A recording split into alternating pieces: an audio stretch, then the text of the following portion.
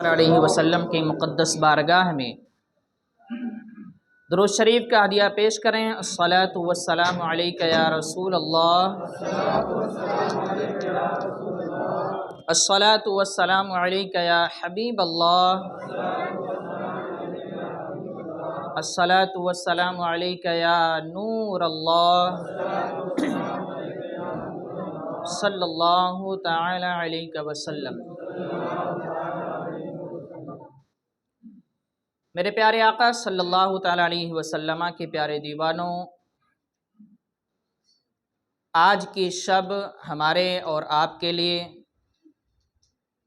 بلکہ پوری کائنات کے لیے، صرف انسان ہی نہیں بلکہ چرند و پرند کے لیے، پیڑ پودوں کے لیے، زمین و آسمان کے لیے، چاند و سورج کے لیے، سب کے لیے آج کی رات اور کل کا دن بہت ہی بابرکت اور بافضیلت دن ہے۔ یہی وہ رات ہے کہ جس رات کے صدقے میں ساری راتیں اللہ نے عطا فرمائی ہیں۔ یہی وہ رات ہے کہ جس رات کے صدقے میں ساری کائنات کو اللہ نے عطا فرمایا ہے، اور یہی 12 ربیع الاول شریف کا دن ہے کہ جس کے صدقے میں اللہ نے پورے سال کے دن ہمیں عطا فرمائے۔ آج ہم اور آپ اس دنیا میں جی رہے ہیں، کھا رہے ہیں، پی رہے ہیں، چل رہے ہیں، تو اسی رات اور اسی دن کا صدقہ ہے۔ اگر کائنات میں 12 ربیع الاول شریف نہ آتی، 12 ربیع الاول کی رات اور 12 ربیع الاول کا دن نہ آتا، تو یا نہ کائنات بنتی، نہ ہم آتے، نہ آپ آتے، نہ اس دنیا کا وجود ہوتا۔ اللہ رب العزت نے اس دنیا کو بنایا ہے، اس دنیا کو سجایا ہے، تو اس کا صرف اور صرف ایک ہی مقصد تھا کہ میرا محبوب جانے والا ہے، اور اس محبوب کے استقبال کے لیے جتنا ہو سکتا ہے دنیا کو سجا دیا جائے، اور جتنا ہو سکتا ہے بڑی سی بڑی شخصیتوں کو پہلے بھیج دیا جائے، تاکہ میرے محبوب کے جانے سے پہلے ان کا چرچا ہو جائے، ان کا پرچار ہو جائے، ان کے آنے کی خبر اپنی اپنی قوم میں ہر نبی دیتے چلے جائیں، تاکہ جب میرا محبوب جائے تو لوگ دیکھ کر اجنبی محسوس نہ کریں، بلکہ ان کے بارے میں پہلے سے لوگوں کو معلوم ہو جائے، اور جب پہنچے تو ان کا زوردار استقبال ہو جائے۔ یہی وجہ ہے کہ سب سے پہلے اللہ رب العزت نے اپنے نور سے نبی کریم صلی اللہ علیہ وسلم کے نور کو بنایا۔ لیکن سوال یہ پیدا ہوتا ہے کہ جب آپ کا نور سب سے پہلے بنایا، آپ کو نبی سب سے پہلے بنایا، تو بھیجا بعد میں کیوں؟ بھائی جو پہلے ہوتا ہے اس کو پہلے آنا چاہیے تھا۔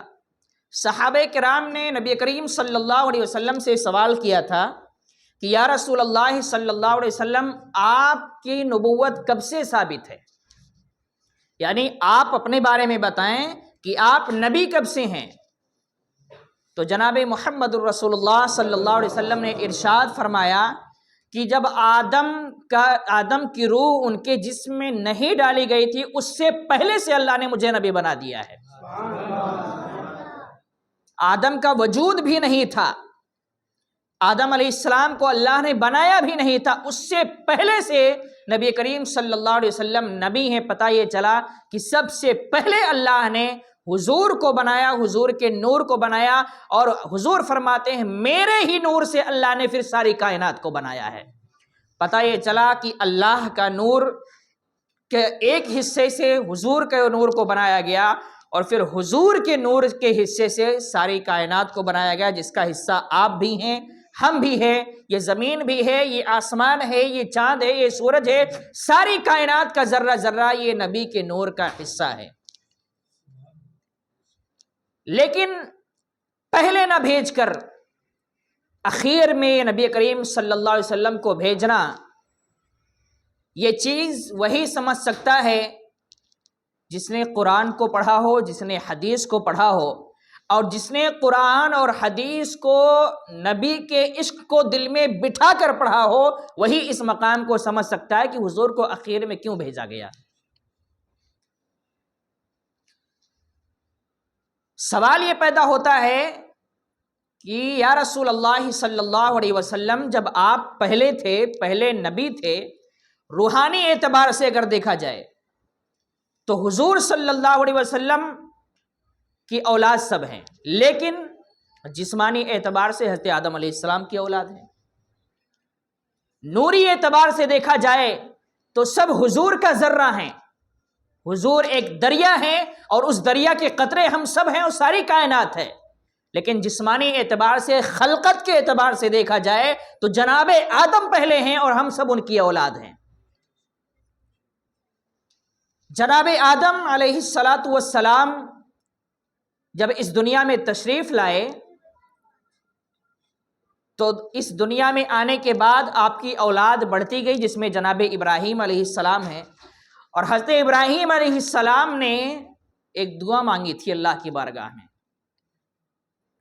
کہ اے اللہ، میری ذریت میں یعنی میری اولاد میں ایسی اولاد عطا فرمانا جو علم و حکمت والا ہو، جو لوگوں کو علم سکھائے، حکمت سکھائے، برائیوں سے روکے۔ اس کا تذکرہ قرآن میں ہے۔ جناب ابراہیم نے دعا مانگی تھی۔ اس آیت کی تفسیر میں ہمارے مفسرین نے لکھا ہے کہ جو جناب ابراہیم نے دعا مانگی تھی وہ دعا قبول ہوئی، اور اس ذریت، اس اولاد کی شکل میں اللہ نے انہیں محمد عربی کو عطا فرمایا تھا۔ محمد عربی صلی اللہ علیہ وسلم جناب ابراہیم کی اولاد میں سے ہیں، جناب اسماعیل ان کے اولاد اور ان کی اولاد میں سے حضور صلی اللہ علیہ وسلم ہیں۔ اور یہ حضرت ابراہیم علیہ السلام نے پہلے ہی دعا مانگی تھی۔ نبی کریم صلی اللہ علیہ وسلم اس دنیا میں تشریف نہیں لائے، اس سے پہلے 1,24,000 انبیاء کرام کو بھیجا گیا، اور سب سے یہ کہا گیا کہ تمہیں دو کام کرنا ہے۔ ایک تو میری وحدانیت لوگوں کو بتانا ہے کہ خدا ایک ہے، اس کا کوئی شریک نہیں ہے۔ میرا جو پیغام ہے وہ اپنے بندوں تک، میرے بندوں تک اور اپنی امت تک تمہیں پہنچانا ہے، اور ساتھ ہی ساتھ میرا ایک محبوب تمہارے بعد میں جانے والا ہے، اس کا تذکرہ تمہیں اپنی قوم میں کرنا ہے، اس کا چرچا تمہیں اپنی قوم میں کرنا ہے۔ یہی وجہ ہے کہ جناب آدم سے لے کر جناب عیسیٰ تک جتنے بھی انبیاء کرام آئے، ساروں نے نبی کریم صلی اللہ علیہ وسلم کا تذکرہ اپنی قوم میں کیا ہے۔ یہ اور بات ہے کہ اس وقت کے پادریوں نے، اس وقت کے لوگوں نے توریت کو، زبور کو، انجیل کو بدلنے کی کوشش کی، اور ان کے بدلنے کا صرف ایک ہی مقصد تھا کہ سب سے زیادہ تبدیلی توریت، زبور، انجیل میں جو کی گئی، اس میں یہی تبدیلی زیادہ کی گئی کہ حضور کی جو خصوصیتیں اس میں بیان کی گئی تھیں اس کو انہوں نے بدلا ہے۔ لیکن جس چیز کو اللہ ثابت کرنا چاہے، جس چیز کو اللہ ظاہر کرنا چاہے، دنیا کی کیا طاقت یا دنیا کے کسی انسان کی کیا طاقت تھی اس کو مٹا سکے؟ جن پادریوں نے اس کو مٹایا تھا انہی پادریوں سے نبی کی نبوت بعد میں ثابت بھی ہوئی ہے۔ آپ نے سنا ہوگا کہ رسول اعظم صلی اللہ علیہ وسلم اپنے چچا ابو طالب کے ساتھ میں 12 سال کی عمر میں بصرہ تشریف لے جا رہے تھے تجارت کے لیے، چونکہ پیار اتنا زیادہ تھا دونوں میں کہ جناب ابو طالب جب جانے لگے تو حضور صلی اللہ علیہ وسلم لپٹ گئے کہ میں بھی چلوں گا۔ تو جناب ابو طالب نے ساتھ میں لے لیا، محبت تھی، شفقت تھی، مہربانی تھی۔ رسول اعظم صلی اللہ علیہ وسلم بصرہ تشریف لے جا رہے تھے تو راستے میں ایک گرجا گھر پڑا جس میں ایک پادری رہتا تھا، عبادت کرتا تھا وہ اپنے اعتبار سے۔ اس نے جب رسول اعظم صلی اللہ علیہ وسلم کو دیکھا تو فوراً اس نے حضور کی جو علامتیں بیان کی گئی تھی، حضور کی جو نشانیاں توریت زبور میں بیان کی گئی تھیں، وہ پادری اس کو پڑھا ہوا تھا، جانتا تھا، ساری نشانیاں اس کو معلوم تھیں، اور وہ اس دن کا انتظار بھی کر رہا تھا۔ اس کو معلوم تھا کہ ایک دن ایسا آنے والا ہے کہ جو آخری نبی ہوگا وہ یہیں سے گزرنے والا ہے، اور اس کی یہ پہچان ہے جس کو دیکھ کر ہم سمجھ جائیں گے کہ یہ اللہ کا آخری نبی ہے۔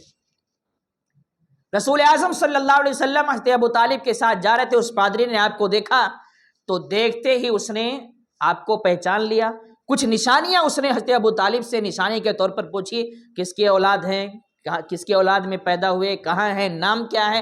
جو نشانیاں اس نے اپنی کتابوں میں پڑھی تھی، جب وہ نشانیاں سنتا گیا کہ یہ محمد ہیں، ان کے باپ کا نام عبداللہ ہے، یہ حضرت عبد المطلب کی اولاد میں سے ہیں، تو وہ نشانیاں جب سنتا گیا تو اس کا یقین اور بڑھتا گیا، اور اخیر میں اس نے حضور اکرم صلی اللہ علیہ وسلم کے ہاتھ پر کلمہ پڑھا، مسلمان ہو کر کہا کہ مجھے اسی دن کا انتظار تھا، کیونکہ میں نے پہلے ہی اپنی کتاب میں پڑھ لیا تھا کہ ایک فلاں اتنے سال کا بچہ یہاں سے گزرے گا، اس کی یہ پہچان ہوگی، اگر یہ پہچان اس کے اندر پالی گئی تو یہ سمجھ لینا کہ یہی اللہ کا آخری نبی ہے جس کا نام محمد ہوگا۔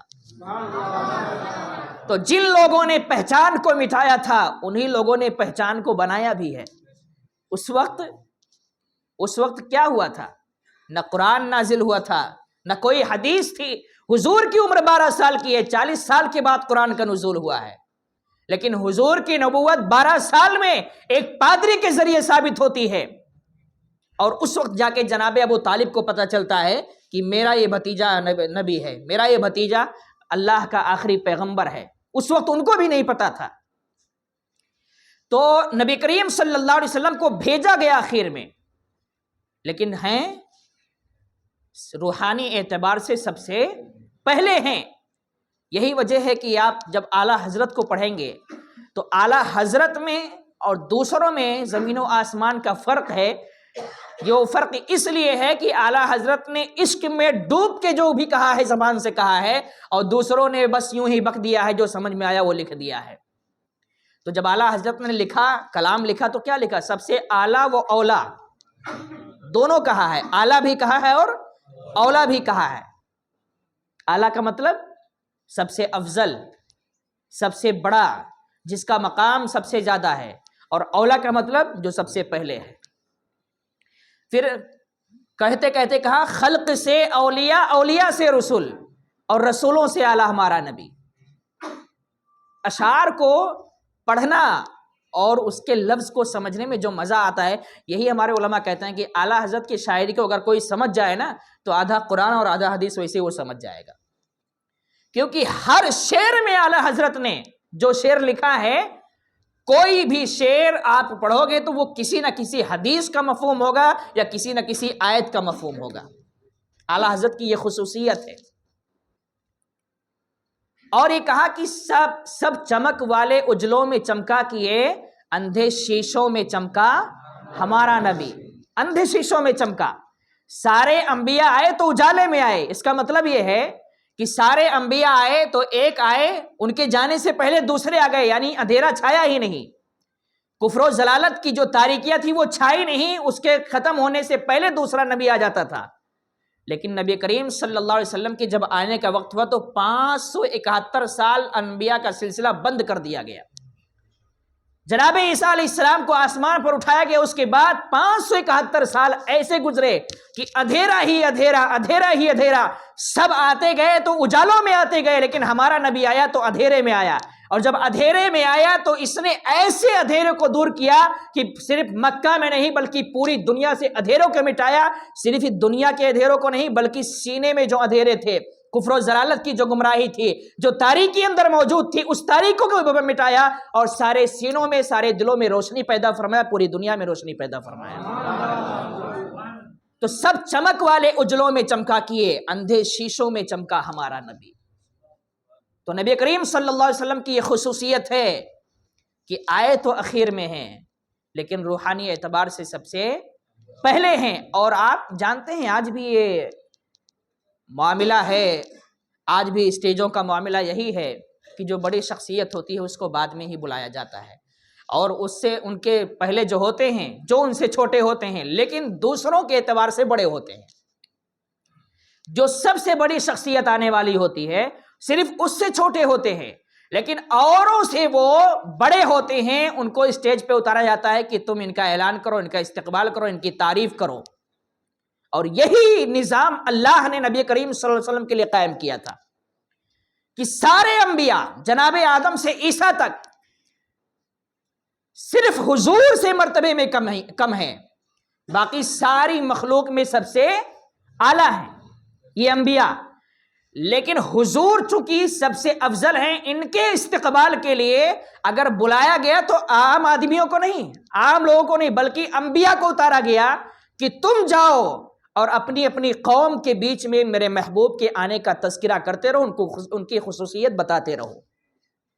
اور جناب آدم سے لے کر عیسیٰ علیہ السلام تک جتنے انبیاء کرام رسولان عظام تشریف لائے، سبوں نے صرف اللہ کی وحدانیت کا پرچار نہیں کیا تھا، اللہ کا پیغام ہی نہیں پہنچایا، اس کے ساتھ ساتھ سبوں نے نبی کریم صلی اللہ علیہ وسلم کی خصوصیت اور ان کی علامتیں جو تھی وہ اپنی قوم کے درمیان بیان فرمایا۔ اب چونکہ نبی کریم صلی اللہ علیہ وسلم کو آنا تھا، زمانہ قریب ہو چکا تھا، تو پادریوں نے توریت، زبور، انجیل سے مٹانا شروع کر دیا کہ لوگوں کو حقیقت پتہ چلی جائے گی تو ہمارے جیب جو گرم ہو رہے ہیں وہ ٹھنڈے ہو جائیں گے، اس لیے کہ ٹھنڈے ہونے سے پہلے ہی ایسا کچھ کر دو کہ جیب گرم ہی رہے، جب تک ہم زندہ رہیں جیب گرم ہی رہے، دکانیں چلتی رہیں۔ ان دکانوں کو چلانے کے لیے انہوں نے توریت اور زبور انجیل میں تبدیلی کی تھی کہ جو حقیقت ہے نبی کریم صلی اللہ علیہ وسلم کی جو خصوصیتیں اس میں بیان کی گئی ہیں، اگر وہ قوم کو پتہ چل جائیں گی تو لوگ ہم سے مطلب ہی نہیں رکھیں گے، بلکہ انہی کا انتظار کریں گے، انہی کا گن گائیں گے، انہی کا تذکرہ کریں گے، انہی کا چرچا کریں گے۔ اس لیے ان کی خصوصیتیں مٹا دو تاکہ ان کو لوگ پہچان نہ پائیں اور ہم جو کہتے رہیں وہ ہمارے ہاتھ میں رہیں اور ہمارے پیچھے چلتے رہیں۔ لیکن بہرحال مٹایا انہی نے، اور حضور کے اعلان نبوت سے پہلے ثابت بھی کیا انہی پادریوں نے کہ حضور نبی کیسے ہیں، ان کی خصوصیتیں کیا ہیں، انہوں نے ثابت کیا ہے۔ بہرحال جناب محمد الرسول اللہ صلی اللہ علیہ وسلم اس دنیا میں تشریف لائے، تشریف لانے سے پہلے 571 سال کا جو عرصہ گزرا وہ کسی نبی کے ساتھ نہیں ہوا ہے۔ اتنی گمراہی، اتنی ضلالت، اتنی تاریکی، 1,24,000 یا کم و بیش 2,24,000 انبیاء کرام آئے، کسی کو اتنا لمبا زمانہ تاریکیوں والا نہیں ملا ہے۔ اس زمانے کو کہتے ہیں اہل فترت۔ اہل فترت کا مطلب یہ ہوتا ہے کہ ایسے لوگ جن کے زمانے میں کوئی نبی، کوئی رسول، یعنی ہدایت دینے والا، ہدایت کا راستہ بتانے والا کوئی آیا ہی نہیں، وہ صرف گمراہی میں رہے بیچارے۔ لیکن یہاں پر ایک سوال پیدا ہوتا ہے، لوگ یہ سوال کر دیتے ہیں کہ جب ان کے پاس کوئی نبی نہیں، کوئی رسول نہیں، کوئی ولی نہیں، کوئی سیدھا راستہ دکھانے والا تھا ہی نہیں، تو ان کے جنت اور جہنم کا فیصلہ کیسے ہوگا؟ وہ جنتی ہیں یا جہنمی ہیں؟ تو بھائی سوچ کر تو یہی آدمی کہے گا نا کہ جب انہیں کچھ معلوم ہی نہیں تھا تو وہ سب کے سب جہنم میں جائیں گے، جنت کا سوال ہی نہیں پیدا ہوتا۔ لیکن ایسا نہیں ہے، اس میں بھی کچھ لوگ جنتی ہیں اور کچھ لوگ جہنمی ہیں۔ جو لوگ وحدانیت یعنی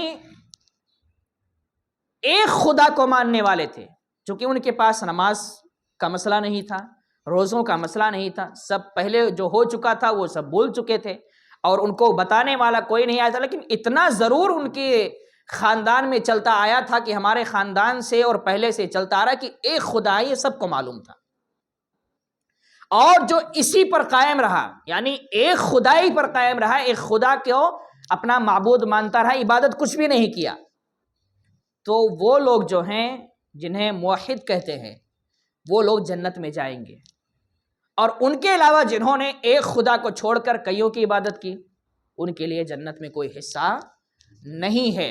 نبی کریم صلی اللہ علیہ وسلم کا خاندان اس میں سب سے اعلیٰ مانا گیا کہ حضور صلی اللہ علیہ وسلم کا خاندان ایسا خاندان تھا کہ حضور کے آباء و اجداد میں سارے کے سارے موحد تھے۔ جو لوگ یہ کہتے ہیں کہ حضور کے آباء و اجداد معاذ اللہ ثم معاذ اللہ کفر پر تھے اور وہ جہنم میں جائیں گے، انہیں اعلیٰ حضرت کا ایک فتویٰ ہے، حضور صلی اللہ علیہ وسلم کے والدین کریمین کے ایمان کے تعلق سے وہ فتویٰ پڑھ لینا چاہیے۔ وہ کتنا بھی گمراہ انسان ہوگا، اگر وہ یقین کے ساتھ وہ فتویٰ، وہ رسالہ پڑھ لے گا اعلیٰ حضرت کا، تو وہ پکا اپنی گستاخی سے توبہ کرے گا اور وہ ضرور اللہ کی بارگاہ میں معافی مانگے گا۔ اعلیٰ حضرت نے ثابت کیا ہے کہ حضور آپ کو معلوم ہونا چاہیے، افسوس تعجب ہوگا سن کے، یہ بہت پہلے کی بات نہیں بتا رہا ہوں، آج کے لوگ یہ کہتے ہیں کہ معاذ اللہ ثم معاذ اللہ حضور صلی اللہ علیہ وسلم کے والدین کفر پر ہیں اور وہ جہنمی ہیں، آج لوگ کہتے ہیں، آج کے لوگ۔ مجھے آپ بتائیں، دنیا کا یہ نظام ہے کہ اگر بیٹا خوشحال ہے تو اپنے باپ کو تکلیف میں دیکھ سکتا ہے؟ جو نبی ساری قوم کو جنت میں لے جانے کے لیے آیا ہے اور وعدہ کیا ہے کہ جس کے دل میں رائی کے دانے کے برابر بھی ایمان ہے وہ جنت میں جائے گا، میرا امتی ہے تو جنت میں جائے گا۔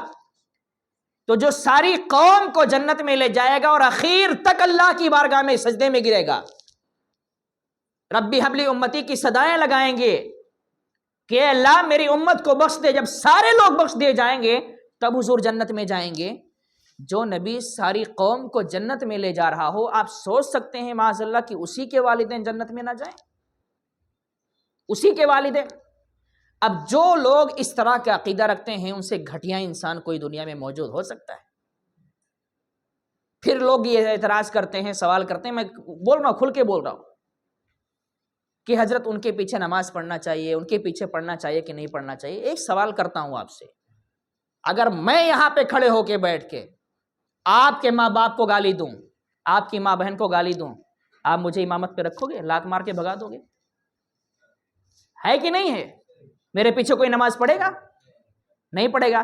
ارے آپ کے والدین بھائی جو نیک ہیں کہ نہیں ہیں یہ بھی فیصلہ آپ نہیں کر سکتے ہیں، تو آپ کے والدین کو گالی پڑے تو آپ برداشت نہیں کر سکتے، اس کے پیچھے نماز پڑھنے کو تیار نہیں ہے۔ جو آپ کے نبی کے والدین کو جہنمی بتائے معاذ اللہ، آپ اس کے پیچھے نماز پڑھنے کو تیار ہیں اور کہتے ہیں کہ یہ سب چلتا ہے،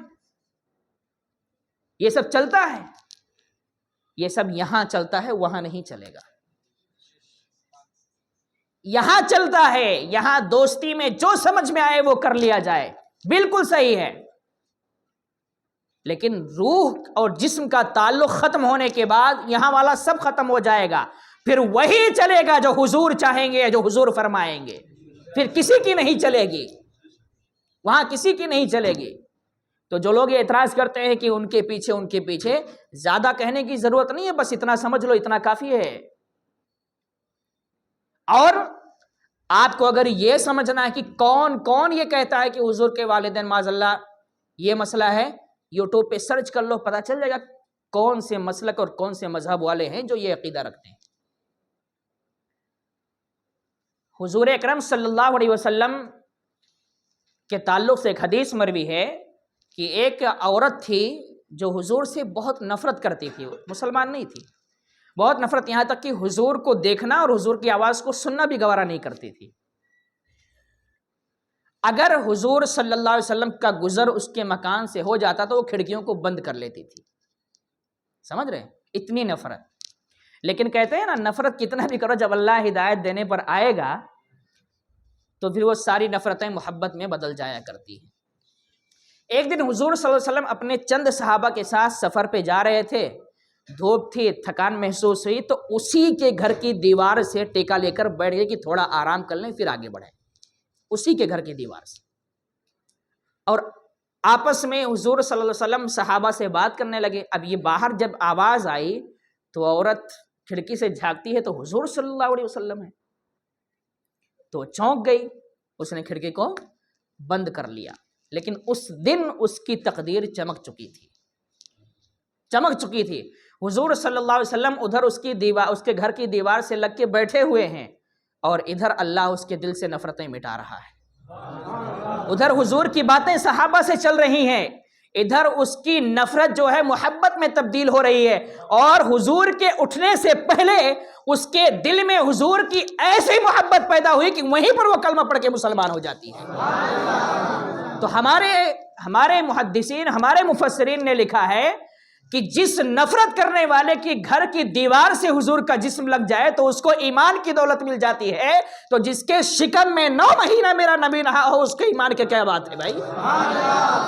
اس کے ایمان کی کیا بات ہے؟ وہ تو اعلیٰ ایمان والی ہے۔ بلکہ ہمارا عقیدہ یہ ہے کہ انشاءاللہ جنت میں وہ ایمان والوں کی سردار بن کے جنت میں وہ جائیں گے۔ تو یہ ہے یار کہ حضور صلی اللہ علیہ وسلم جس سے نظریں ملا دیتے تھے، محبت کا جام وہ ایسا پیتا تھا کہ وہ فوراً تبدیل ہو جایا کرتا تھا۔ اس عیسائی لڑکے کا آپ نے واقعہ سنا ہوگا کہ وہ حضور صلی اللہ علیہ وسلم کو تکلیف پہنچانے کے ارادے سے حضور صلی اللہ علیہ وسلم کا انتظار کرتا تھا کہ کہیں اکیلے میں مل جائیں، تنہائی کا انتظار کرتا تھا۔ ایک دن وہ اسے پتا چلا کہ حضور کہیں سے تشریف لا رہے ہیں، اور یہ بندہ جا کے راستے میں کھڑا ہو گیا، حضور کا انتظار کرنے لگا، اور اس دن اس کی تقدیر چمکنے والی تھی۔ بہرحال حضور اکرم صلی اللہ تعالیٰ علیہ وسلم کو اس نے دیکھا اور حضور نے اپنی نظر اس پہ ڈالی، اور نظر سے جب ملی تو اس کی جو نفرت تھی وہ محبت میں تبدیل ہو گئی۔ اپنے گھر گیا، محبت کا عالم یہ ہوا اس کا کہ وہ روزانہ اس کا معمول تھا کہ وہ مسجد نبوی میں جاتا تھا اور حضور کی زیارت کر کے آتا تھا، روزانہ اس کا یہ معمول بن گیا تھا۔ اور اگر زیارت نہیں کرتا تو ایسی بے چینی ہوتی تھی کہ بیمار پڑ جاتا تھا، اور حضور کی محبت میں وہ ایسا بیمار پڑا کچھ دنوں تک زیارت نہیں کر پایا، بیمار بھی پڑ گیا۔ اب بیماری اتنی بڑھتی گئی کہ حضور کی محبت کی تڑپ الگ ہے، زیارت کی تڑپ الگ ہے، اور ادھر بیماری بڑھتی جا رہی ہے۔ اس کے والدین بھی حضور سے نفرت کرنے والے تھے، انہیں نہیں معلوم تھا کہ یہ بیماری کون سی ہے۔ وہ اپنے بیٹے کا علاج الگ اعتبار سے اچھا علاج کر رہے ہیں، لیکن بیٹے کی بیماری ختم ہونے کا نام نہیں لے رہی، بلکہ بیماری بڑھتی جا رہی ہے۔ اخیر میں اس کے والدین نے اس نوجوان سے پوچھا کہ میرے بیٹے تیری کیا خواہش ہے، کوئی خواہش ہے تو بتا دے۔ لیکن بیٹا بھی اپنے والدین کو جانتا تھا، وہ یہ ظاہر کرنا نہیں چاہتا تھا کہ میں حضور کی محبت میں بیمار ہو گیا ہوں، میں زیارت کرنا چاہتا ہوں۔ لیکن بہرحال ماں باپ کے اصرار پر اس نے اخیر میں بتایا کہ حضور صلی اللہ علیہ وسلم کی زیارت کئی دنوں سے نہیں ہوئی ہے، میں حضور کی محبت میں چونکہ سرشار ہو چکا ہوں اور کافی پریشان ہوں۔ اس نوجوان نے جب اپنے والدین کو یہ بات بتائی تو چونکہ آخری خواہش تھی، والدین نے بھی کہا ٹھیک ہے جو تیری مرضی ہو وہ کر لینا، تجھے محبت ہے تو اگر کلمہ پڑھنا چاہتا ہے تو کلمہ بھی پڑھ لینا۔ لیکن ایک طرف والدین ہیں اور ایک طرف حضور اکرم صلی اللہ علیہ وسلم ہے۔ اخیر وقت میں اس نے کلمہ پڑھا، واقعہ لمبا ہے، اخیر وقت میں اس نے کلمہ پڑھا، اور جب کلمہ پڑھا مرتے وقت صرف کلمہ پڑھا، پوری زندگی کوئی عبادت نہیں ہے اس کے پاس، کوئی نماز نہیں، کوئی روزہ نہیں، کوئی زکوٰۃ نہیں، کوئی حج نہیں، کوئی عمرہ نہیں، مرتے وقت اس نے حضور کی محبت میں کلمہ پڑھا تھا۔ حضور صلی اللہ علیہ وسلم اس کے دفن اور کفن کے لیے، جنازے کے لیے خود صحابہ کے ساتھ تشریف لے گئے تھے، خود صحابہ کے ساتھ تشریف لے گئے۔ اور روایت میں تو یہاں تک آیا کہ جب اس کو قبر میں اتارا جا رہا تھا، حضور نے اپنے ہاتھوں سے اسے قبر میں اتارا تھا، اور فرشتوں کی جو آمد ہو رہی تھی، پسینے سے لوگ شرابور ہو گئے۔ بعد میں حضور سے پوچھا گیا کہ اتنا پسینہ کیوں؟ تو حضور نے فرمایا کہ آسمان کے سارے فرشتے اس کی زیارت کے لیے چلے آئے تھے، ان کی بھیڑ کا عالم یہ تھا کہ یہ پسینہ انہی کی وجہ سے ہو رہا تھا۔ تو جو حضور کی محبت دل میں بیٹھتی ہے نا، تو نفرتیں کہاں جاتی ہیں اس کا کوئی اندازہ نہیں لگا سکتا۔ اور حضور نے خود فرمایا، حدیث شریف ہے کہ میں پاک صلبوں سے پاک پشتوں کی طرف، سمجھ رہے ہیں، یہ یاد رکھیے گا، پاک صلبوں سے پاک شکم کی طرف، پاک شکم سے پاک صلبوں کی طرف منتقل ہوتا آیا ہوں۔ یہ حدیث ہے، اس کا مطلب میں آپ کو سمجھاتا ہوں۔ پاک صلب یعنی پشت، آپ جانتے ہیں کہ نطفہ جو ہوتا ہے نا وہ مرد کے پشت میں ہوتا ہے، اور وہ پشت سے منتقل ہو کے ماں کے شکم میں جاتا ہے اور بچہ وہاں پر ورش پاتا ہے۔ تو حضور کے فرمانے کا مطلب یہ ہے کہ میرے خاندان میں جتنے مرد اور جتنی عورتیں گزری ہیں سب کے سب پاک تھیں، طاہرہ تھیں، پاک تھیں اور طاہرہ تھیں۔ اور اس سے بتانا چاہتے ہیں کہ پاک اور طاہرہ کا مطلب یہ ہے کہ وہ سب کے سب موحد تھی، ایک خدا کو ماننے والے تھے۔ یعنی حضور سے لے کر جناب آدم تک جو حضور کا نسب ہے، اس میں ایک کو بھی اگر یہ مان لیا جائے معاذ اللہ کہ وہ کفر پر تھے یا شرک پر تھے، تو یہ کفر ہو جائے گا، انسان ایمان سے خارج ہو جائے گا، اسلام سے خارج ہو جائے گا، اور یہ عقل کے بھی خلاف ہے۔ اس کی دلیل قرآن حدیث سے تو چھوڑ دیجئے، یہ عقل کے بھی خلاف ہے کہ ایک نبی معاذ اللہ ایسے خاندان میں پیدا ہوگا جو خود موحد نہیں تھے، جو ایک اللہ کو ماننے والے نہیں تھے، ایسا ہو ہی نہیں سکتا ہے۔ یہی وجہ ہے کہ اللہ کے رسول صلی اللہ علیہ وسلم کی ایک حدیث نہیں، کئی حدیثیں اس تعلق سے ہیں کہ میں جو ہے پاک صلبوں سے پاک پشتوں کی طرف منتقل ہوتا آیا ہوں۔ یعنی میرے جتنے خاندان کے لوگ ہیں، میرے آباء و اجداد میں یا میرے اماں میں، دادی میں، نانی میں یہ جو میرا نسب چلا ہے، اس میں سب کے سب ایک خدا کو ماننے والے تھے، انہوں نے کبھی بھی بت پرستی نہیں کی ہے۔ اور 571 سال کا جو فاصلہ گزرا ہے، اس میں بھی جتنے حضور کے خاندان کے لوگ تھے وہ سب کے سب موحد تھے اور ایک خدا کو ماننے والے تھے۔ تو جو لوگ یہ کہتے ہیں کہ معاذ اللہ، اچھا آپ سوچ سکتے ہیں کہ اپنے آپ کو مسلمان کہنے والا کون سا کلیجہ لے کر یہ کہتا ہوگا کہ حضور کے والدین کفر پر مرے ہیں، ان کا انتقال کفر پر، کون سا کلیجہ اس کے پاس ہوگا؟ اتنی ہمت اور اتنی جرات۔ اور ابھی یہ آپ کو تو جانتے ہی ہوں گے، فیس بک بڑی تیزی سے پھیل رہا ہے، لوگ سن رہے ہیں، ایک خبیث وہاں پر سمجھ رہے ہیں نا، مدینہ شریف میں جو مظفر نام کا ہے، لال رومال والا، اس کے ایک ویڈیو آپ دیکھیں گے تو اس نے ایک ویڈیو میں صاف صاف کہا ہے کہ حضور کو نہ تو پڑھنا آتا تھا نہ لکھنا آتا تھا، حضور ان پڑھ تھے۔ اس کی ویڈیو ہے باقاعدہ، اور اس نے یہ کہا کہ حضور اتنے مجبور تھے پڑھنے اور لکھنے کے تعلق سے کہ اگر ان کے پاس کچھ لکھ کے دے دیا جاتا تو وہ پڑھ نہیں سکتے تھے، اور لکھنے کے لیے کہہ دیا جاتا تو وہ لکھ بھی نہیں سکتے تھے، وہ صحابہ سے لکھواتے تھے۔ وہ جاہل، اسے یہ نہیں معلوم کہ صحابہ سے جو وحی نازل ہوتی تھی، یہ بات صحیح ہے کہ جو وحی کا نزول ہوتا حضور اسے سناتے تھے اور صحابہ اسے لکھتے تھے، لیکن اس جاہل سے پوچھو کہ اگر انبیاء کو لکھنا نہیں آتا تھا تو صحابہ کو تیرے باپ نہیں سکھایا تھا لکھنا؟ ان کو لکھنا کہاں سے آ گیا تھا؟ جبکہ آپ کو معلوم ہونا چاہیے کہ سب کچھ اللہ نے جناب آدم کو سکھایا تھا، سب کچھ، کچھ بھی نہیں بچا تھا، لکھنا پڑھنا ساری چیزوں کا نام ہو، سب کچھ ان کو سکھایا اور انہی سے سب پھیلا ہے۔ اور جب آپ کو معلوم ہے کہ جناب آدم کی خلقت سے پہلے حضور کو اللہ نے اپنے نور سے نبی بنا دیا تھا، ان کا جسم بنا دیا تھا، تو پہلے ان کو سکھایا ہوگا، اور انہی کے علم کا قطرہ یہ سب ہیں، سارے انبیاء کرام ہیں۔ آپ جانتے ہیں کہ سارے انبیاء کرام کا علم مل کر بھی حضور کے علم کے برابر نہیں ہو سکتا ہے۔ تو جب حضور کے علم کا یہ عالم ہے تو اس طرح یہ عقیدہ رکھنا اور کہنا کہ حضور کو پڑھنا بھی نہیں آتا تھا اور لکھنا بھی نہیں آتا تھا، پھر یہ ساری حدیثیں اس کے باپ نے بیان فرمائی ہیں۔ اچھا، لوگ اس کو اتنے شوق سے سنتے ہیں کہ دیکھو لوگ ایسا کر رہے تھے مدینے میں جا کے تو اس نے ان کو نصیحت کر دی، یہ کر دی، وہ کر دی۔ آپ نے کبھی دیکھا اس کو کہ اس نے کسی عالم سے بحث کی ہو؟ اور ایک دو ویڈیو اس کی ہے بھی عالم سے، تو ایسا بیچارہ دھویا گیا کتے کی طرح کہ دوبارہ عالم سے وہ ٹکراتا ہی نہیں ہے۔ وہ دیکھ کے، آدمی دیکھ کے پکڑتا ہے، مدینے میں حلیہ دیکھ کے پکڑتا ہے کہ یہ ان پڑھ ہوگا، بس حلیہ اس کے پاس ہے، جانکاری نہیں ہوگی تو پکڑو، اور ویڈیو پہلے سے چالو کر لیتا ہے۔ اور اگر وہیں سامنے والا مضبوط ہے اور وہ ویڈیو چالو کرے تو اس کی حالت وہیں خراب ہے، ارے ویڈیو کیوں بنا رہے، جبکہ خود پہلے سے بنا رہا ہوتا ہے۔ تو آج بہت سارے لوگ حوالہ دیتے ہیں، عید میلاد منانے کی جب بات آتی ہے تو کہتے ہیں سعودی میں کبھی منع ہی نہیں ہے۔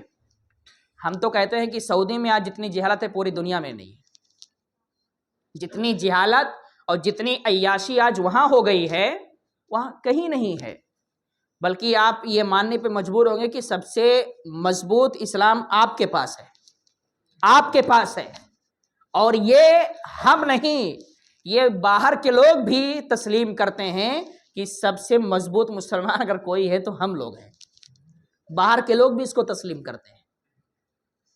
تو یہ کوئی دلیل ہو ہی نہیں سکتی ہے کہ سعودی سے اسلام پھیلا۔ سعودی سے اسلام پھیلا ٹھیک ہے، لیکن اسلام کیسے پھیلا ہے؟ صحابہ ہی تو پوری دنیا میں گھوم کے تجارت کرتے تھے اور اسلام پھیلاتے تھے۔ ایسا تو ہے نہیں کہ سعودی میں الگ اسلام تھا اور یہاں زمین سے لوگ پیدا ہوئے اور یہاں الگ اسلام آ گیا ہے، ایسا تو ہے ہی نہیں، وہی اسلام پھیلا۔ لیکن اللہ نے جیسی جس کو ہدایت دی ویسا اسلام پھیلتا گیا اور ویسے مضبوط بنتے گئے۔ آج جس طریقے سے گمراہ کیا جاتا ہے مسلمانوں کو اور مسلمانوں کی ایمان کو چھیننے کی کوشش کی جاتی ہے، اعلیٰ حضرت نے بہت پہلے فرما دیا تھا کہ سونا جنگل رات اندھیری چھائی بدلی کالی ہے، سونے والوں جاگتے رہی ہو چوروں کی رکھوالی ہے۔ یہ چور وہ نہیں ہے جو آپ کا سامان، پیسہ، گھر لوٹ کے چلے جائیں، یہی چور ہے جن کو اعلیٰ حضرت نے اشارے میں فرمایا تھا کہ ہوشیار رہنا، ایمان کے لٹیرے پیدا ہو رہے ہیں جو آپ کا ایمان لوٹیں گے، ایمان کی چوری کریں گے. ایسے چوروں سے اپنے ایمان کو آپ کو بچانا ہے، اور وہی آج سعودی میں ہو رہا ہے. ایسے چوروں سے، اور سعودی میں نہیں، پوری دنیا میں ہو رہا ہے. پوری دنیا میں ہو رہا ہے یہ کام، کہ اپنے ہی آپ کا ایمان لوٹنے کے لیے تیار ہے. اور جو جتنا بڑا چور ہے وہ اتنا بڑا مسلمان اپنے آپ کو بتاتا ہے. جتنا بڑا لٹیرا ہے اتنا بڑا مسلمان بتائے گا. بہرحال نبی کریم صلی اللہ علیہ وسلم کی ولادت ہمارے لیے، آپ کے لیے، پوری امت مسلمہ کے لیے، پوری دنیا کے لیے باعث برکت ہے. اور یہ عید میلاد بڑے جوش و خروش کے ساتھ منانا چاہیے، لیکن اس جوش و خروش میں اپنے ہوش کو نہیں کھونا چاہیے. ہماری ایک غلطی یہ ہوتی ہے کہ ہم جوش میں ہوش کھو بیٹھتے ہیں اور جو دل میں آیا وہ کرنے لگ جاتے ہیں. پھر وہ میلاد نہیں رہ جاتا، وہ پھر موج مستی کا سمندر بن جاتا ہے، اور لوگ پھر اعتراض کرنا شروع کر دیتے ہیں. اپنے اعمال کو آپ ایسا بنائیں، ایک طرف آپ ثواب کا کام کریں اور ثواب کے ساتھ آپ دنیاوی چیزیں اس میں ملا دیں، حرام چیزیں، تو وہ ثواب نہیں ہے، وہ ثواب آپ کا گناہ میں تبدیل ہو جاتا ہے. اگر ہم حضور کے نام پہ میلاد منا رہے ہیں، جلوس کی شکل میں ہو یا محفل کی شکل میں ہو یا کسی اور شکل میں ہو، میلاد صرف جلوس کا نام نہیں ہے، میلاد صرف اس محفل کا نام نہیں ہے. دنیا میں جو بھی اچھا کام ہو وہ سب کام میلاد ہی ہے، اس لیے کہ سارے کام اچھے حضور کے صدقے میں ملے ہیں. ہم کو، آپ کو سارے اچھے کام حضور کے صدقے میں ملے ہیں. اگر کوئی کسی غریب کے ہاتھ پہ 10 روپیہ رکھتا ہے تو وہ بھی میلاد ہے. اگر آج کوئی کسی بیوہ کی مدد کرتا ہے تو وہ بھی میلاد ہے. اگر آج کوئی کسی مسکین کی مدد کرتا ہے، کسی بیمار کی عیادت کرتا ہے، اس کی تیمارداری کرتا ہے، تو وہ بھی میلاد ہے. میلاد تو ہر کسی کو منانا چاہیے بھائی، جس کے صدقے میں، جس کی آمد کے صدقے میں سب کچھ ہمیں ملا ہو. ہر چیز ذرہ ذرہ حضور کا میلاد مناتی. یاد رکھیے گا، یہ ایک انسان ہی بے وفا ہے جو حرام حلال بدعت اور اس میں پڑ گیا ہے، ورنہ دنیا کا ہر ذرہ، چاہے وہ گھاس ہو، چاہے زمین ہو، چاہے آسمان ہو، چاہے پیڑ ہو، چاہے پودے ہوں، چاہے چرند ہو، چاہے پرند ہو، ہر چیز جو ہے وہ نبی کا میلاد مناتی ہے. ہر چیز مناتی ہے. انسان سے زیادہ بے وفا کوئی ہے ہی نہیں. اللہ نے جس چیز کو جس کام کے لیے لگا دیا ہے وہ اپنے کام میں لگے ہوئے ہیں.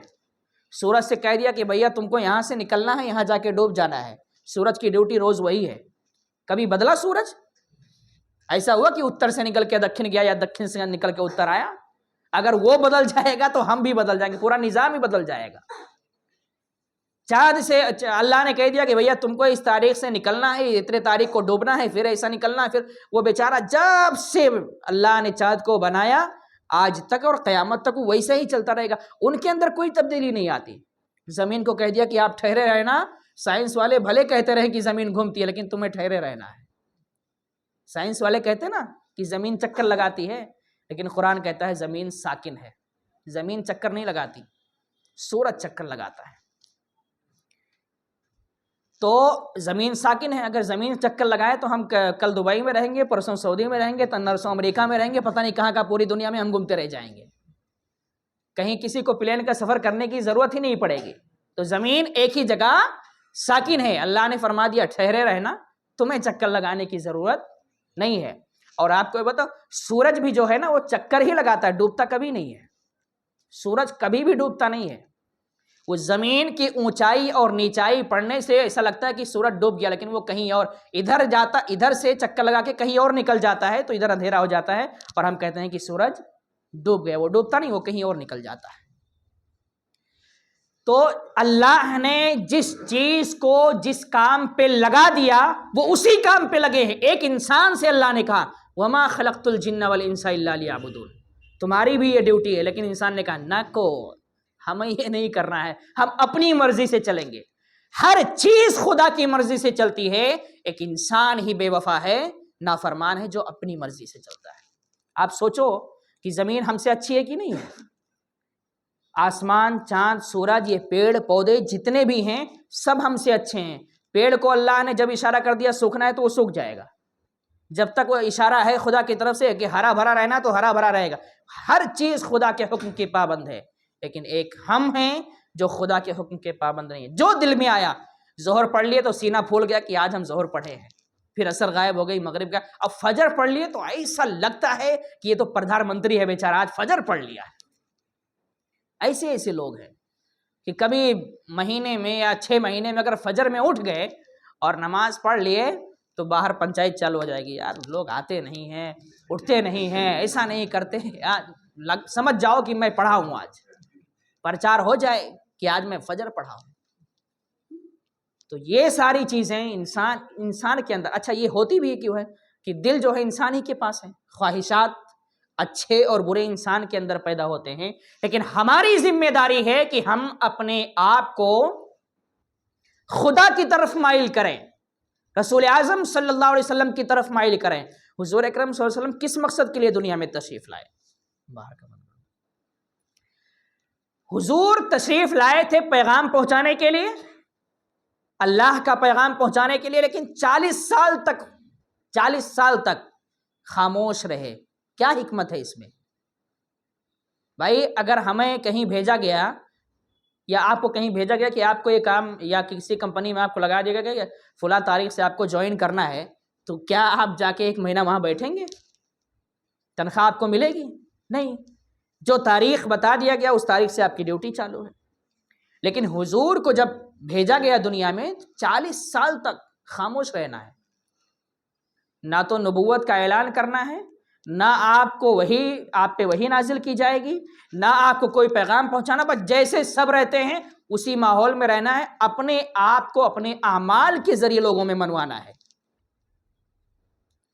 اپنے اعمال کے ذریعے۔ اور ہوا بھی وہی کہ مکے میں صادق و امین کا لقب اگر کسی کو ملا تو وہ محمد عربی کو ملا تھا۔ کیا اس سے پہلے قرآن نازل ہوا تھا کہ یہ محمد ہے، ان کا نام صادق ہے، ان کا امین ہے، یہ ایسے ویسے؟ نہیں، لوگوں نے حضور کے اعمال کو دیکھا، کردار کو دیکھا، آپ کی صداقت کو دیکھا، آپ کی سچائی کو دیکھا، آپ کی امانت کو دیکھا، آپ کے اخلاق و کردار کو دیکھا تو کہہ دیا کہ محمد جیسا کوئی ہے ہی نہیں۔ اور 40 سال تک حضور نے ماحول کو سمجھا، دیکھا، سمجھا، اور سمجھنے کے بعد جب خدا کو یہ لگا کہ اب محمد سے نبوت کا اعلان کرانا چاہیے اور اب جو اصل مقصد ہے ان کے جانے کا، اس مقصد کی طرف انہیں آگے بڑھانا چاہیے، تو اللہ نے اشارہ فرمایا اور 40 سال پر حضور نے نبوت کا اعلان فرمایا۔ اور اعلان فرمانے کے بعد میں حضور کے ساتھ جو معاملات ہوئے، کیا کسی کے ساتھ اس کے بعد آج تک ہوا یا ہوگا؟ نہیں ہوگا۔ ساری مشکلیں، ساری مصیبتیں، ساری تکلیفیں حضور نے، حضور کے خاندان والوں نے، صحابہ نے اور اہل بیت نے جھیل لیا ہے، اور ساری مصیبتیں جھیلنے کے بعد اسلام، شریعت اور دین کو ایک دم سمجھ لیجئے تھالی میں سجا کر ہمارے سامنے پیش کر دیا کہ اب تمہیں صرف اس پہ عمل کرنا ہے، کچھ بھی نہیں کرنا ہے۔ وہ بھی ہم سے نہیں ہو پاتا ہے، وہ بھی نہیں ہو پاتا۔ ساری تکلیفیں ان حضرات نے جھیل لی ہے۔ امام حسین رضی اللہ تعالیٰ عنہ اور آپ کے اہل خانہ، آپ کے اصحاب نے جو کربلا میں گئے تھے، 22,000 کے سامنے شہادت دے کے ہمارے سامنے اسلام اور شریعت کو پیش کر دیا کہ ہم قربانی دے کے جا رہے ہیں، لیکن تمہارے پاس آسانی کے ساتھ پہنچ رہا ہے، تمہیں صرف عمل کرنا ہے۔ وہ بھی ہم سے نہیں ہو پاتا ہے۔ اب جو لوگ یہ کہتے ہیں کہ حضور کی میلاد پہ یہ کرنا وہ کرنا، بالکل کرنا ہے، کوئی پیدا ہی نہیں ہے جو روکنے والا ہو۔ جتنا اللہ نے نوازا ہے اتنا کرنا چاہیے، لیکن حضور کی سب سے پہلے میلاد یہ ہے کہ آپ 5 وقت نماز کے پابند بن جائیں۔ یہ اصل میلاد ہے۔ پورے سال جمعہ کے 2 رکعت پڑھیں گے، لیکن جلوس میں 2 پھٹ اچھل کے نعرے لگائیں گے۔ وہ بھی نعرے کیسے؟ پڑوسی کو تکلیف پہنچانے کے لیے، حضور کو خوش کرنے کے لیے نہیں، سامنے والوں کو تکلیف پہنچانے کے لیے۔ آدھی روٹی کھائیں گے، دین کو بچائیں گے۔ جو 5 وقت کی نماز نہیں پڑھ سکتا ہے وہ دین کو بچانے نکلا ہے۔ سمجھ سکتے ہیں؟ پیٹ بھر کے بریانی کھا کے نکلیں گے جلوس میں، اور جلوس میں بھی کھاتے ہوئے چلیں گے، دین کو کہاں سے بچائیں گے؟ نعرہ لگے گا آدھی روٹی کا اور ادھر بریانی، وڑا پاؤ، یہ وہ جلوس میں بھی چل رہا ہے۔ اب بتائیے دین کو کیسے بچائیں گے؟ یہ دین کو بچانے نہیں، دین کو بدنام کرنے کے لیے نکلتے ہیں۔ جلوس نکلنا چاہیے ایسے کہ راستے پہ چلنے والے، آنے جانے والے آپ کے اخلاق و کردار کو دیکھ کر یہ کہنے پر مجبور ہو جائیں کہ یہ حضور کا سچا وفادار ہے اور حضور کا سچا امتی ہے. اور جو سچا امتی ہوتا ہے اس کی یہ پہچان ہوا کرتی ہے. لیکن ایسے دھمال مچائے جاتے ہیں کہ اللہ کی پناہ ہے، اللہ کی پناہ.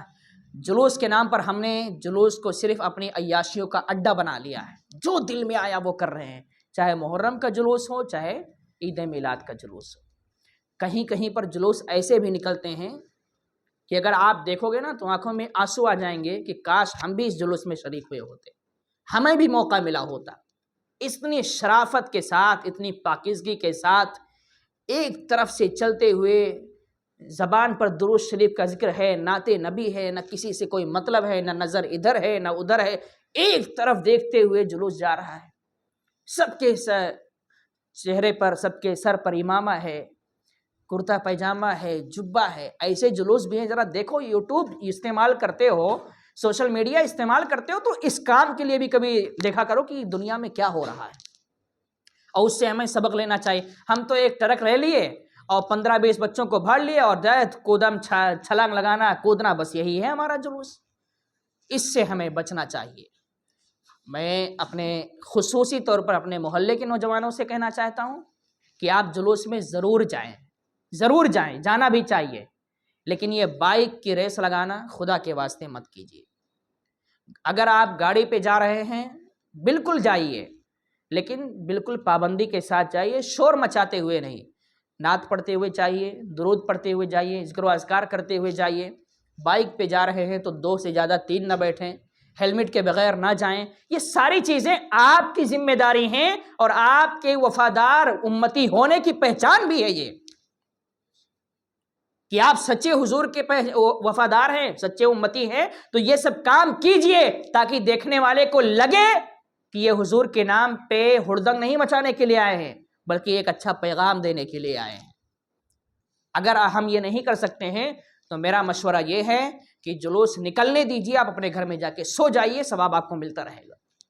کم از کم گناہ سے بچو گے، یہ تو ہوگا. یہ حرکتیں کرنے سے لاکھ درجہ بہتر یہ ہے کہ ہم سب اپنے گھر میں سو جائیں، جلوس میں نہ جائیں. جلوس میں جانا کمال نہیں ہے. جلوس میں جانا اس وقت کمال ہے جب جلوس کے آداب کو آپ سمجھ سکیں اور اس پر عمل کر سکیں، تب جلوس میں جانا آپ کا کامیاب ہوگا. ورنہ وہاں جائیں ہم خرافات کرنے کے لیے تو اس خرافات سے بہتر یہ کہ اپنے گھر میں بیٹھے رہیں، سوئے رہیں، لیٹے رہیں، کچھ بھی کرتے رہیں لیکن نہ جائیں. اور اپنے جلوس کو کامیاب بنانا یہ کسی اور کی ذمہ داری نہیں ہے، یہ ہماری اور آپ کی ذمہ داری ہے کہ ہمیں اس کو جلوس کو کامیاب بنانا ہے. اچھا، اپنے محلوں کو سجانا، اپنے گھروں پہ کچھ کام کرنا بالکل کیجئے. اللہ نے نوازا ہے تو اچھے سے سجائیے، پورے محلے کو سجا ڈالیے، پورے راستے کو سجا ڈالیے، کوئی دقت نہیں ہے. محبت کا ثبوت ہے، جس طریقے سے آپ پیش کر سکتے ہیں پیش کریں. غریب کی مدد کریں، مسکین کی مدد کریں.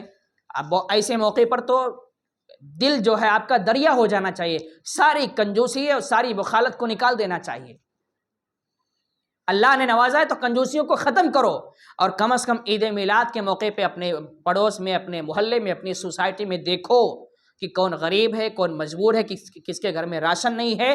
ایسی ایک سب جمع ہو جائیں، پیسے جمع کریں، اور جو غریب ہیں کم از کم ان کے گھر میں آپ راشن پہنچوا دیں، کچھ پیسے لفافے کے طور پر. یہ سب کام کرو، یہ عید میلاد ہے. یہ بھی ہونا چاہیے. صرف ایک محفل کر کے اور دبا کے 4-4 5-5 نان کھٹائی کھا لینا یہی نہیں عید میلاد ہے. وہ تو ہوتا ہی رہتا ہے پوری دنیا میں. کچھ انوکھے کام کرو، کچھ ایسے کام کرو کہ لگے کہ یہ حضور کے امتی ہیں اور حضور سے سچی محبت کرنے والے ہیں. بہت سارے آپ کے محلے میں ایسے غریب بیچارے ہیں جو اس انتظار میں رہتے ہیں کہ کاش کوئی فرشتہ آ جائے جو مہینے 2 مہینے کا نہیں، کم از کم 2 وقت کا راشن دے کے چلا جائے. ایسے بہت سارے غریب پڑے ہوئے ہیں جو انتظار کرتے رہتے ہیں. اللہ نے جن کو نوازا ہے ان کو یہ کام کرنا چاہیے، اور بہت سارے کر رہے ہیں بیچارے. اللہ نے دیا ہے تو کر رہے ہیں. آپ چلے جائیے، ہاسپٹلوں کا چکر لگائیے. بہت سارے ہاسپٹل میں ہمارے علماء، ہمارے مبلغین اور ہمارے کچھ ایسے ہیں لوگ جو ہاسپٹل میں جا کے غریبوں کے بیماروں کو فروٹ دے رہے ہیں، کچھ پیسے دے رہے ہیں، کچھ دوائیوں کے خرچے دے رہے ہیں. اور ہم نے ایسے بھی لوگوں کو دیکھا ہے کہ پوری سوسائٹی سے پیسہ جمع کر کے لاکھوں کی تعداد میں پیسہ جمع کرتے ہیں، اور اس سے صرف راشن لایا جاتا ہے، اور راشن لا کے پورے محلے میں جو غریب ہوتے ہیں، جہاں جہاں غریب ہوتے ہیں ان کے گھر تک پہنچایا جاتا ہے. ایسے بھی لوگ ہیں، اس کو بھی عید میلاد کہتے ہیں. یہ عید میلاد ہوتا ہے کہ ایسے کام کرو کہ لوگوں کو لگے کہ ہاں حضور کی ولادت کا دن ہے، تو کم از کم حضور کے جو امتی ہیں ان کو کچھ راحت پہنچی ہے، کچھ آرام ملا ہے. ہم جلوس میں چلے، ہم جلوس میں ہردنگ مچا رہے ہیں، یہ کر رہے ہیں وہ کر رہے ہیں، اور ہمارے محلے میں لوگ پریشان ہی بیٹھے ہیں، تو کیا مطلب ہے اسی جلوس کا؟ کیا مطلب ہے اسی عید میلاد کا؟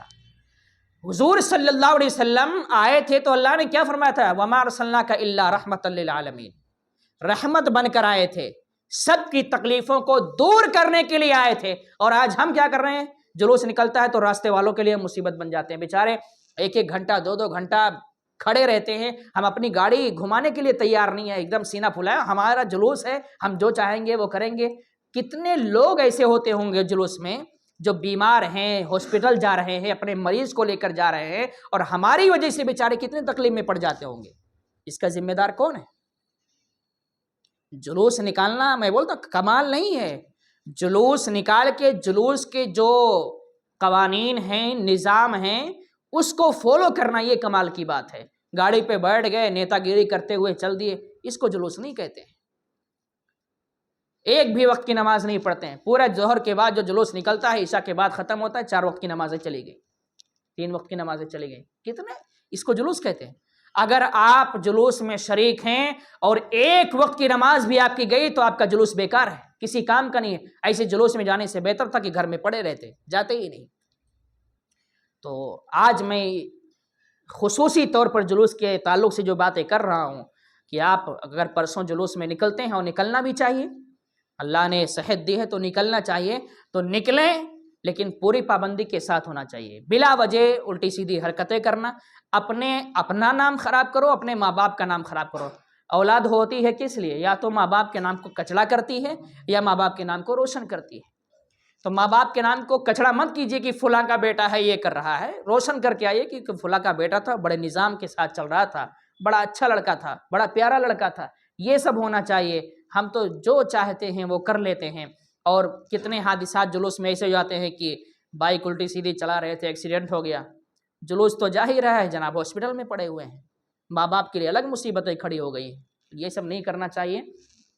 حضور اکرم صلی اللہ علیہ وسلم کی ولادت کی خوشی ضرور منائیں، دل کھول کر منائیں، ہر اعتبار سے منائیں، لیکن ان ساری چیزوں کا خیال کریں کہ شریعت کے خلاف کوئی کام آپ کے جلوس میں، آپ کی محفل میں، آپ کے محلے میں نہیں ہونا چاہیے. بہت ساری جگہوں پر یہ ہوتا ہے کہ ہم ساؤنڈ لا کے رکھ لیتے ہیں، ہے نا، اس میں الٹے سیدھے. آج بہت ساری ایسی نعتیں ہیں جو پہلے چل چکی ہیں میوزک والی، اب وہ نعتیں لگا دو تو وہ گانے سے بھی بدتر لگتی ہیں، اس پہ لوگ کودنا ناچنا چالو. ایسی نعتیں حرام ہیں، میوزک والی نعتیں حرام ہیں، اس کو مت لگائیے. نعت شریف لگائیے، ایک دم سادی نعتیں لگائیے. ہزاروں نعتیں موجود ہیں، ایسی نعتیں سنیے. لیکن سوڑا آیا، اور وہ سوڑا آیا چالو ہو جاتا ہے، ادھر وہ چالو ہوا ادھر کودنا چالو ہو گیا. اس کو عید میلاد نہیں کہتے ہیں، نہ اس کو نعت کہیں گے. یہ تو پڑھ دیا تھا لوگوں نے، نہیں معلوم تھے مسائل، بعد میں مسائل معلوم پڑے تو بیچاروں نے توبہ بھی کیا ہے. اس پہ توبہ بھی ہوا. آپ کو معلوم ہونا چاہیے کہ ذکر والی نعت پہ تاج الشریعہ کا فتویٰ تھا. تو جنہوں نے پڑھا تھا، جن کے دل میں دین کی محبت تھی، نبی کی نعت کا جذبہ تھا، انہوں نے فوراً توبہ کر لیا اور ذکر والی نعت ہمیشہ کے لیے چھوڑ دیا. تو جو چھوٹ گیا، جو غلطی میں ہو گیا، اس کو ہم بڑھائیں نہیں آگے، اس کو وہیں پر اسٹاپ کر دیں. اپنے محلوں میں ہم ایسی نعتیں نہ بجائیں جس سے ہمارے چھوٹے چھوٹے بچے اچھلنے لگتے ہیں، کودنے لگتے ہیں. یہ بجانے والے جو ہوتے ہیں، جو بھی ذمہ داران ہوتے ہیں، یہ سارا گناہ ان کے اوپر جاتا ہے. اس لیے ہمیں کوئی بھی ایسا کام نہیں کرنا چاہیے. ہم آپ سے گزارش کرتے ہیں کہ عید میلاد آپ جس اعتبار سے بھی ہو سکے منائیے، دل کھول کے منائیے. لیکن بہرحال جہاں بھی مناتے ہیں، میں تو یہاں تک مشورے آپ کو دیتا ہوں، جمعہ میں بھی بیان کرتے رہتا ہوں کہ عید میلاد آپ کو اللہ نے توفیق دی تو اپنے گھر میں بھی منائیے، کیجئے نا، قرآن خوانی کیجئے، علماء کو بلا کے، مدرسے کے طلباء کو بلا کے نعت خوانی کیجئے اپنے گھر میں. اس کی توفیق نہیں ہوگی. جہاں مزہ آئے گا، اچھلنے کودنے کا موقع ملے گا، وہاں ہم عید میلاد منائیں گے۔ یہ بھی عید میلاد ہوتا ہے۔ بہت سارے لوگ ایسے ہیں بیچارے کہ اپنے گھر میں قرآن خوانی کراتے ہیں، حضور کے نام تحفہ پیش کرتے ہیں، خراج عقیدت پیش کرتے ہیں، ہے نا، نعت خوانی اپنے گھروں میں کراتے ہیں۔ کرائیے، 2-4 ہزار خرچ کرنا بڑی بات ہے حضور کی محبت میں؟ ہے بڑی بات؟ نہیں ہے نا۔ لیکن نہیں خرچ کریں گے، وہاں خرچ کریں گے جہاں نام روشن ہوگا کہ فلاں صاحب نے 5,000 دیے تھے، اس چندے میں فلاں صاحب کا 2,500 چڑھا ہوا ہے، ان کا 7,000 چڑھا۔ نام چاہیے۔ ابھی مسجد میں اعلان ہو جائے کہ فلاں کام کے لیے فلاں نے 20,000 دیے ہیں، تو کوئی نہ کوئی کھڑا ہو جائے گا 25 والا کہ وہ 20 دیا تو اس سے کم تھوڑی ہوں۔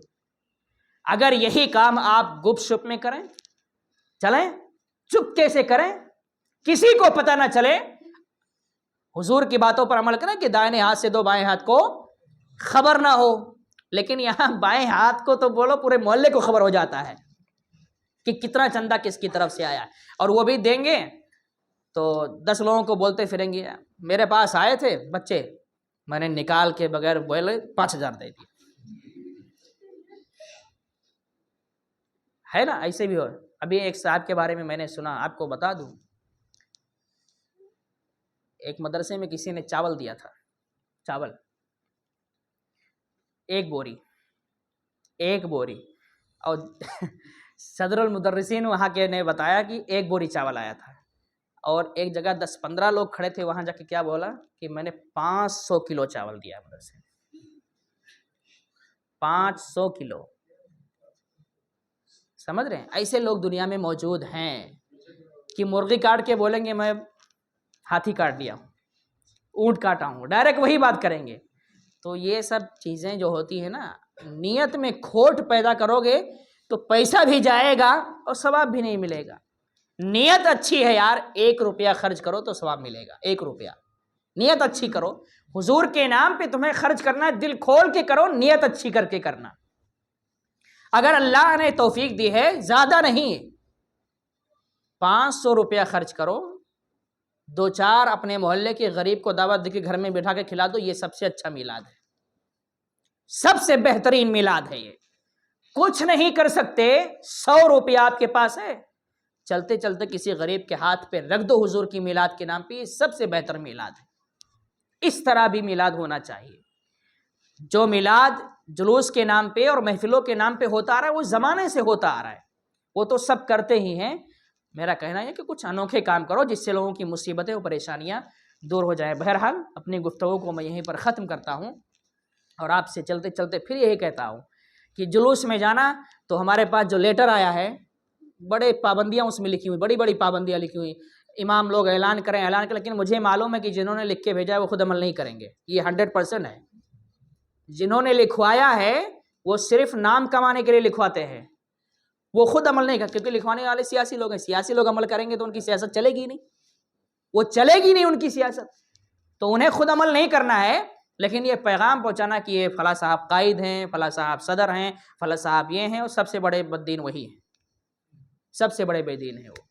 تو بہرحال دنیا کیا کرے کیا نہیں کرے ہمیں اس سے مطلب نہیں ہے، آپ جو کرو گے مرو گے تو اپنے ساتھ لے کے جاؤ گے، میں جو کروں گا آپ لے کے نہیں جاؤ گے، آپ جو کرو گے میں لے کے نہیں جاؤں گا، اپنے اعمال آپ لے کے جاؤ گے، ہم اپنے اعمال اپنے ساتھ لے کے جائیں گے۔ لنا اعمالنا ولکم اعمالکم، تمہارے اعمال تمہارے ساتھ، ہمارے اعمال ہمارے ساتھ۔ اس لیے مرنا ہے سب کو، یہ تو عقیدہ ہے نا، ایسا تو نہیں ہے کہ مرنا نہیں ہے، ہمارے پاس دولت ہے تو موت کو خرید لیں گے اور بھگا دیں گے کہ آنا نہیں دوبارہ، ایک مرتبہ آیا خرید لیا نا، اب دوبارہ نہیں آنا۔ ابو جہل بھی نہیں کر سکا یہ کام، فرعون بھی نہیں کر سکا، حامان، شداد، یہ سب نہیں کر سکے۔ اگر موت کو خریدنا ممکن ہوتا تو آج دنیا میں کتنے دجال پیدا ہو جاتے، لیکن پیدا ہوتے ہیں اور ختم ہو جاتے ہیں، پیدا ہوتے ہیں ختم ہو جاتے ہیں۔ تو موت سے تو کسی کو بچنا نہیں ہے بھائی۔ ہم یہاں میلاد منا رہے ہیں، پتہ نہیں کون باہر نکل کے دروازے پہ گر جائے اور صبح مجھے ہی جنازہ پڑھنا پڑ جائے، کوئی بھروسہ ہے؟ نہیں ہے نا۔ تو تیار رہیے کہ کوئی بھی ہو سکتا ہے کہ باہر نکلنے سے پہلے انتقال کر جائے۔ تو اس لیے اچھے کام کرا کریں، موت آئے تو نیکی کی حالت میں آئے، عبادت کی حالت میں آئے۔ گناہ کی حالت میں اگر موت آتی ہے تو اس سے بڑا بد نصیب کوئی نہیں ہے۔ اس لیے ہمیشہ حضور کا میلاد، یہی ہم کہتے ہیں نا کہ صرف 12 ربیع الاول یا ربیع الاول کے مہینے میں نہیں ہوتا، پورا سال حضور کا میلاد ہے، پورے سال میلاد مناؤ، لیکن اصل میلاد یہی ہے کہ حضور کے فرامین پر عمل کرتے رہو، یہی اصل میلاد ہے۔ 5 وقت کی نماز پڑھو، یہی اصل میلاد ہے۔ سمجھ رہے ہیں؟ غریبوں مسکینوں کی مدد کرو، یہی اصل میلاد ہے۔ اپنے بچوں کو دینی تعلیم، دنیاوی تعلیم کے ساتھ دینی تعلیم بھی دو، یہ بھی میلاد ہے نا، کہ نہیں میلاد ہے صرف ہم انجینئر بنا دیں گے، ڈاکٹر بنا دیں گے اور جوان ہو جائیں گے، 4 بچوں کے باپ ہو جائیں گے، سورہ فاتحہ پڑھنا نہیں آئے گا؟